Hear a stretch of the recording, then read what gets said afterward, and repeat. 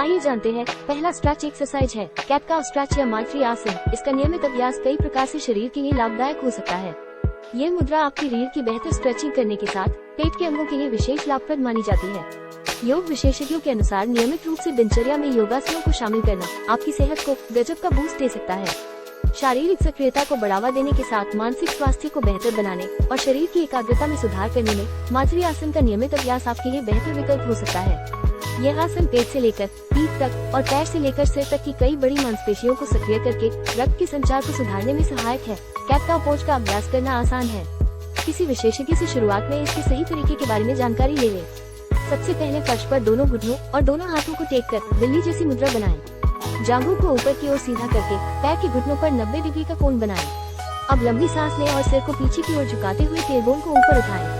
फिर सांस छोड़ते हुए सिर को नीचे की ओर झुकाएं और ठुड्डी को छाती से लगाने का प्रयास करें। एक्सरसाइज है ब्रिज पोज। पीठ और कमर की समस्या के लिए ये भी एक बहुत ही अच्छी स्ट्रेचिंग एक्सरसाइज साबित हो सकती है। आइए जानते हैं कैसे करना चाहिए। सबसे पहले जमीन पर पीठ के बल सीधे लेट जाएं। अब अपने घुटनों को मोड़ें और तलवों को फ्लो पर ही रखें। आपके घुटने हिप्स के बराबर डिस्टेंस पर होने चाहिए। अपनी बाहों को साइड में लेकर आएं। इन्हें अपने पैरों की एंकल पर टच करने की कोशिश करें। कई लोग इतना स्ट्रेच नहीं कर पाते हैं, तो उससे थोड़ा आगे भी ठीक है। अब अपने हिप्स को उठाते हुए सीलिंग की ओर ले जाने की कोशिश करें। आपको कंधों का ध्यान रखना है और आप चाहे तो पीछे की ओर से दोनों हाथों को जोड़ सकती हैं। अब सांस लेते हुए इस पोजीशन को होल्ड करें और सांस छोड़ते हुए वापस रिलैक्स पोजीशन में आएं। यह एक्सरसाइज आपके रीढ़ की हड्डी को मजबूत बनाता है, छाती, गर्दन और रीढ़ की हड्डी में खिंचाव लाता है, मस्तिष्क को शांत करता है और तनाव और हल्के अवसाद को कम करने में मदद करता है। Butterfly pose. अगर आप पैरों की परेशानियों से जूझ रहे हैं तो ये पोज मददगार साबित हो सकता है। योग करने वालों के लिए बटरफ्लाई पोज बहुत लाभकारी होता है। जैसा कि नाम बता रहा है, इस पोज में आपको ऐसे बैठना है जैसे तितली ने पंख फैला रखे हों। ये हिप्स और लेग्स की स्ट्रेचिंग के लिए काफी अच्छा पोज है।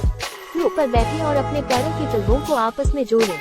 अब जितना हो सके अपने तलवों को वैजाइना के पास लाने की कोशिश करें। आपको पैर जमीन से उठाने नहीं है।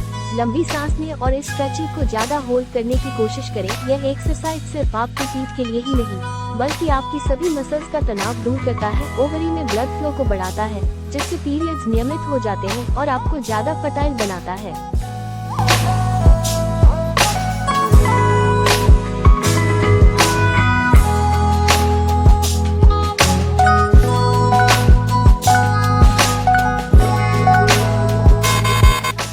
अगला स्ट्रेचिंग एक्सरसाइज है चाइल्ड पोज। इसे करना आसान है और ये स्ट्रेचिंग पोज सबसे ज्यादा शांति देने और शरीर को मजबूत बनाने वाले पोस्चर में से एक है।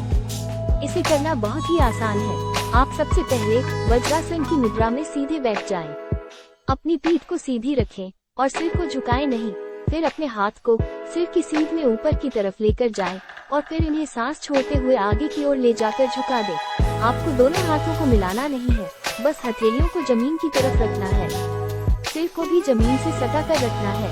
कुछ देर इसी पोजीशन में रहें और फिर उठ जाएं। ऐसा 5 से 6 बार करें। आप हर मूवमेंट को 15 से 7 सेकंड तक होल्ड कर सकते हैं।